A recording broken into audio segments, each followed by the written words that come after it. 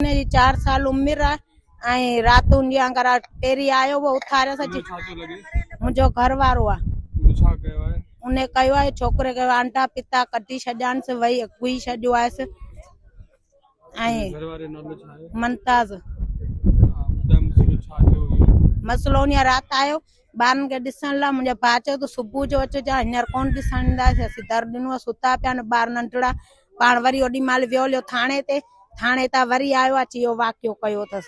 नंटड़े के कुठो अथस आंटा पिता कुई छजा तस हाणे यो पियो आ तो पाण झोली में वियारे वेठो के दे कोन तो खणन ला मु मां के पोंदो दिसन दे न खणन तो दे यो वियारे पाण वेठो दो ही पाण आए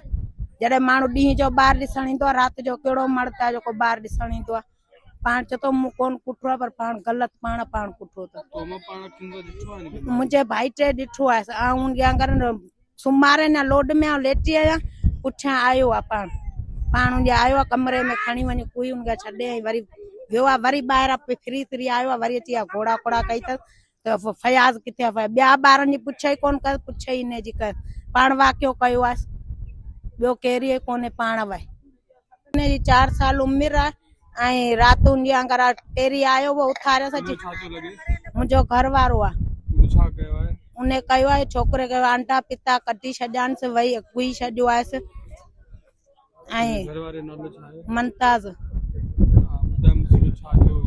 मसलो ने रात आयो बारन के दिसन ला मुझे भाचो तो सुबह जो अचो जा हिनर कोन दिसंदा से दर दिनो सुता पिया न बार नंटड़ा पाण वरी ओडी माल वियो लियो थाणे ता वरी आयो आ चियो वाक्यो कयो तस नंटड़े के कुठो अथस आंटा पिता कुई छजा तस हाणे यो पियो आ तो पाण झोली में वियारे वेठो के दे कोन तो खणन ला मु मां के पोंदो दिसन दे न खणन तो दे यो वियारे पाण वेठो दो ही पाण आए जड़े मानु डी जो बार दिसणी तो रात जो केड़ो मरता जो को बार दिसणी तो पाण चतो मु कोन कुठो पर पाण गलत पाण कुठो तो मुझे भाई टे दिठो है आ उन अगर सुमारे ना लोड में लेटी आया पुछा आयो आ पाण उन आयो कमरे में खणी वनी कोई उनका छडे वरी वियो वरी बाहर फ्री आयो वरी अची घोड़ा कोड़ा कई तो फयाज किथे ब्या बारन जी पुछई कोन कर पुछई ने जी कर पाण वाक्यो कयो आ बो केरी कोने पाण वे।